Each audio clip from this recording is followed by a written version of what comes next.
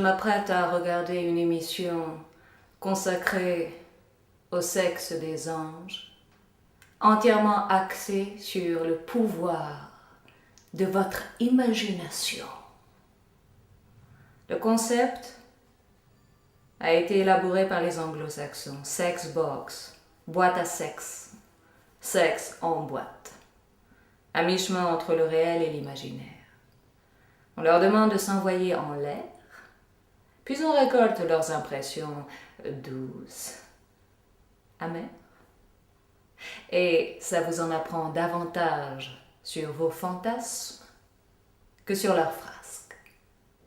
C'est censé être sensationnel, un sens attribué à des sensations, les vôtres et les leurs.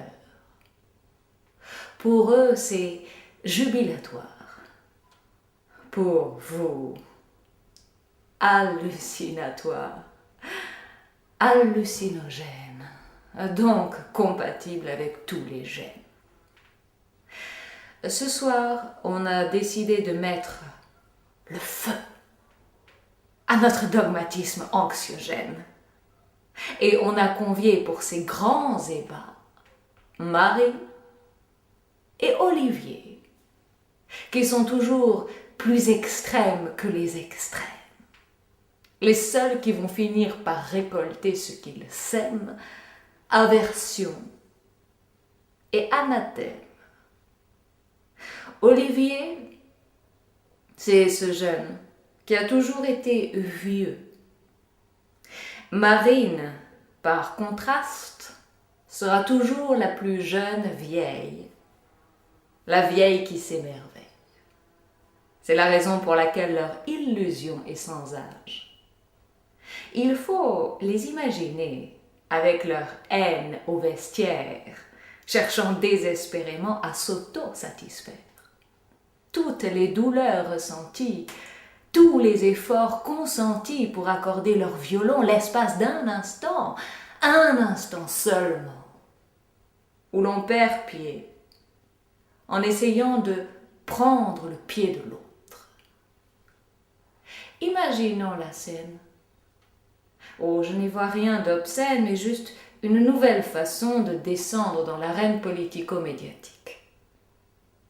Vous entendez ces cris, ces gémissements, ces plaintes qu'ils vont déposer à la sortie pour renier leur bestialité. Refus de l'animal qui leur a fait du bien, qui leur a fait du mal. Oh! Qui a joui? Qui s'est réjoui à travers cette nouvelle attraction-répulsion pour la bête humaine? C'est tendance. C'est du rouge-brun qu'on murmure sur toutes les lèvres, l'envie grandissante de se faire sauter en faisant passer l'autre en premier. Olivier ne kiffe pas Marine. Marine ne kiffe pas Olivier. Mais les deux kiffent la même volonté de puissance. Celle qui veut changer le monde. C'est l'ode des antipodes. Il faut revoir la scène qu'ils vont accepter de jouer rien que pour promouvoir leur façon de voir, leur vision et leur division du monde. Facile pour les imaginations fertiles. Marine va violer Olivier. Comment est-ce possible? S'empressera d'objecter notre aile stérile. C'est plutôt humiliant, répliquera notre aile virile. Mais les faits sont ainsi faits. Dans cette boîte de 2 mètres carrés, Olivier sera violé par Marine. Non, parce qu'elle le désire plus qu'il ne la désire, mais parce que chez les deux, c'est toujours le désir de nuire qui prime et réprime. ils ne peuvent pas s'empêcher de défaire l'amour. Olivier n'a pas eu d'érection. L'homme de la bande à part n'a pas bandé.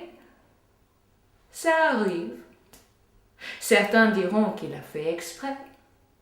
Vous imaginez la fureur de Marine, incapable d'exciter celui qui se fait passer pour le dernier des derniers.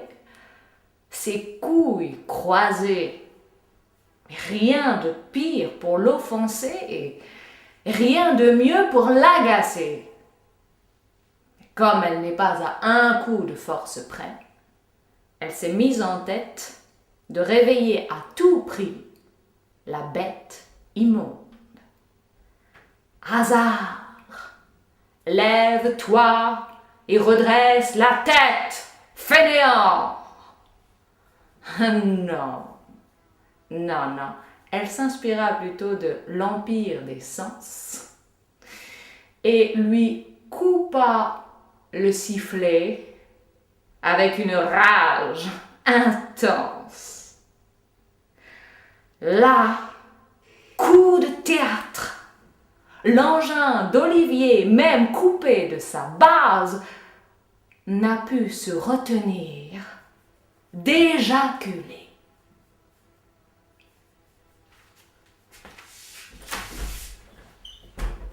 Maintenant, je laisse au grand public le soin de décrypter.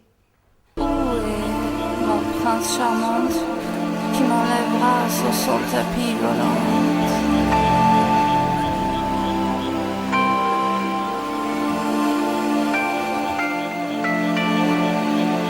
Where's my charming prince that's gonna take me away as a flying carpet? Flying carpet. Where's my charming prince?